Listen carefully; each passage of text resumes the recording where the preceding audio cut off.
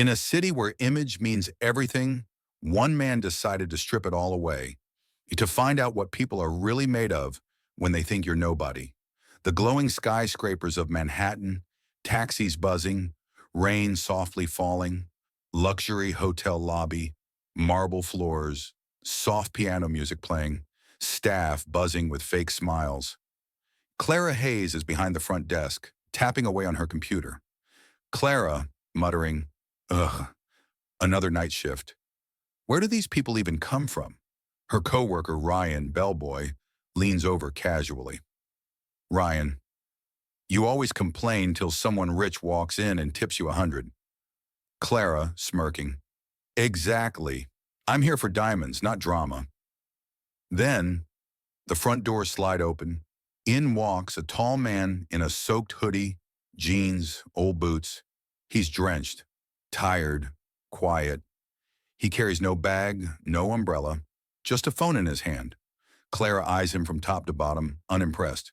Clara, to herself. Here we go. Another lost subway rat. The man approaches slowly, calm, confident.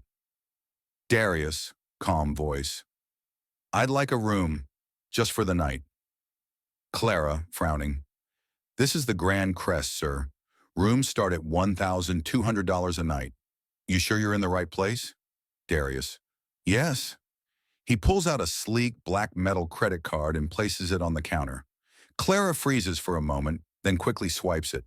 It clears instantly. Clara, slightly surprised.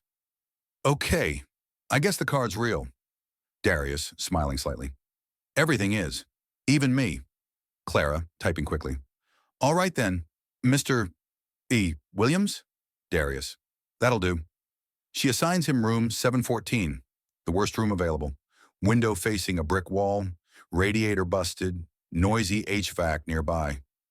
Ryan looks at her, raising an eyebrow. Ryan, quietly. That room, it's basically the punishment suite. Clara, whispers. If he doesn't care how he looks, he won't care what he gets. Darius enters quietly, takes off his hoodie, places a small laptop and phone on the desk. Everything's minimalist.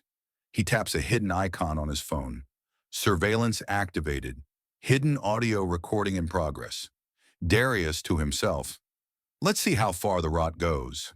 He looks out the tiny window at a brick wall and smiles. Flashback.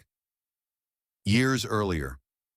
A younger Darius, maybe 19, stands outside a hotel with his resume in hand. It's raining. He's ignored by the concierge. A receptionist tells him, receptionist? Harsh. We don't hire your type. Try a motel or a fast food place. Back to present. Same look in Darius's eyes, cold, focused, but quiet. They once looked at him like he was invisible. Tonight they do it again. But this time, he owned the building. Clara's laughing with Ryan, sipping coffee. Clara. Can you believe that guy booked with that card? Probably stole it. Let's see if he checks out or just vanishes before dawn. Ryan, joking. Better check if the silverware's still there in the morning. They laugh. Every word is being recorded. Darius sits calmly, reviewing security footage from the hotel's internal system on his encrypted laptop. He sees everything. The staff's mocking expressions, the way Clara rolled her eyes. He pauses, zooms in on Clara. Darius, softly. I used to be you, but you will never be me. Respect isn't a luxury, it's the minimum. Next morning, the lobby bustles with rich guests and morning energy. Clara stands sharp behind the desk, lipstick fresh, ready to impress. Darius steps out of the elevator, now dressed slightly better. Black hoodie replaced with a plain button-down shirt. He blends in, but Clara still looks at him with irritation. Clara, condescending. Well, well, you survived the night in 714. No rat's bite? Darius, smiling faintly. It was warm. That's all I needed. Darius sits alone at a corner table. His server, Sophie, is kind, polite, and treats him like any other guest. Darius notices this. He takes a mental note. Then Clara walks past with a guest from corporate who's in a suit. Clara to corporate rep, loud. Some people just walk in off the streets and expect five-star treatment. Not on my shift. She throws a glance at Darius. Corporate rep, awkward. You never know who you're talking to. Clara laughs. Oh, trust me. You can tell. Darius looks up, stares at her calmly.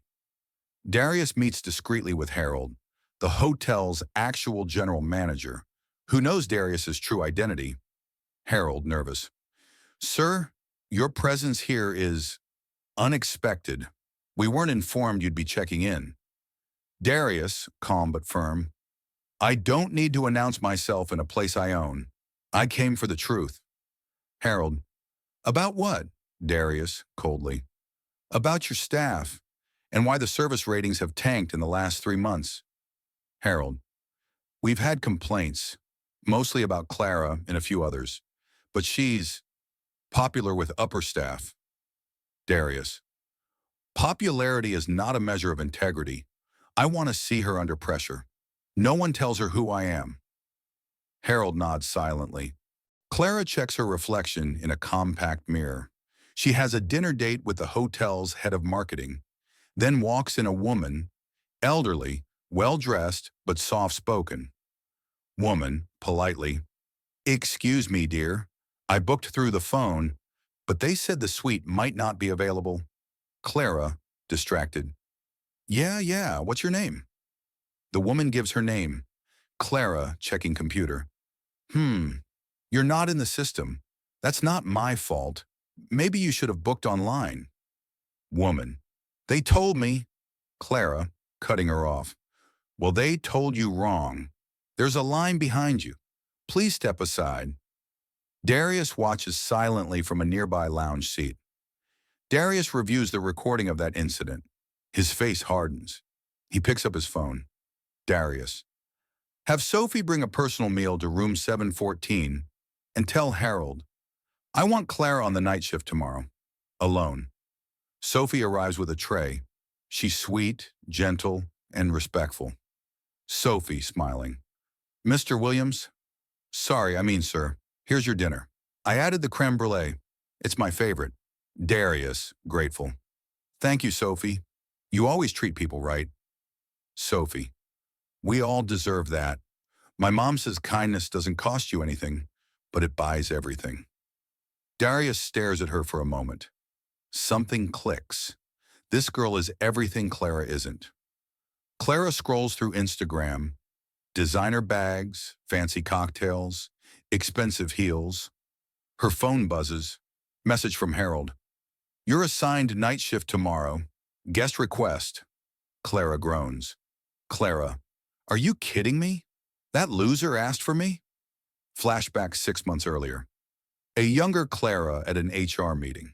A co-worker, Maria, is crying, being fired unfairly. Clara to HR.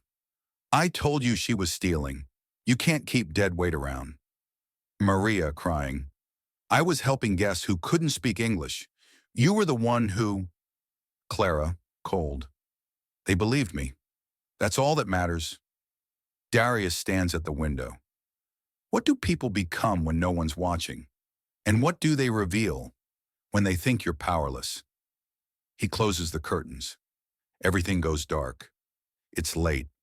Clara's back on shift, annoyed, chewing gum, phone in hand. Darius walks through the lobby silently, wearing a plain black coat now. He doesn't look poor anymore, but he still looks ordinary. Clara doesn't greet him. Clara, rolling eyes. You again? Back from your adventures on the 7th floor? Darius nods without emotion. Suddenly, an elegant guest enters, a tech executive from Silicon Valley. He sees Darius and immediately lights up. Executive, smiling, shocked. Mr. Knight? What a surprise. I didn't expect to see you here in person. Clara's face drops. Her gum nearly falls out. Darius, softly. Please keep it quiet. I'm just observing. The executive respectfully nods and walks off. Clara's frozen. Her fake smile returns. Clara, stammering. So, uh, I, I didn't know you were someone important. Darius, calmly. I told you, everything about me is real, even when I dress down.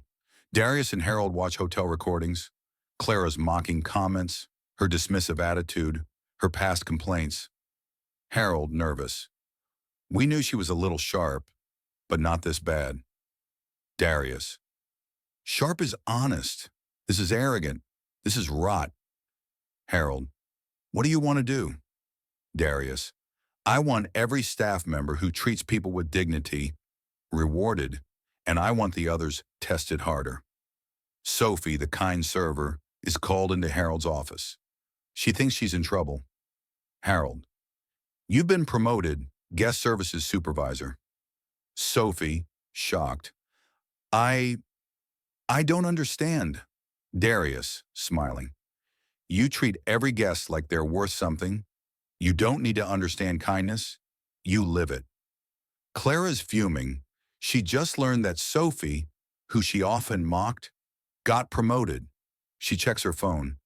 Clara, whispering, there's no way that loser just got lucky. This guy, he's testing us. But he won't find anything on me. She doesn't know. Her past is catching up. All hotel employees are called to an emergency meeting. Darius walks in, not in a hoodie, not in jeans.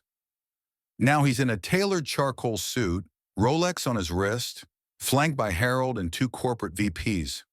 Murmurs fill the room. Darius clears throat. Some of you knew me as Mr. Williams. That was a test. My real name is Darius Knight. I'm the sole owner of this property and 6 other Grand Crest locations. Gasps. Clara's face goes pale. Darius. I came here to see how my guests and my staff are treated when no cameras are watching. But as it turns out, the cameras were. He turns to Clara. Darius.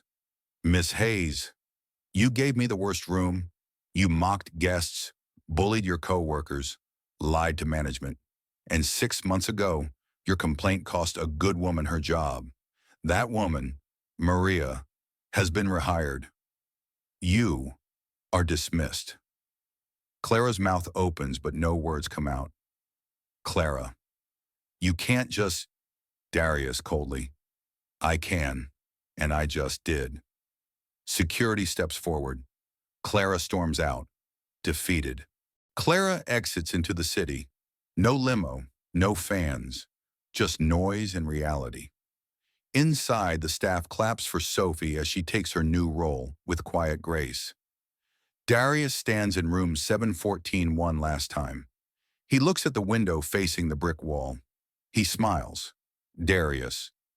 Some people stare at walls and see limits. Others see what they've broken through. He picks up his bag and walks out. This time, every staff member nods at him with real respect. Power reveals who we really are, but humility reveals who we were meant to be.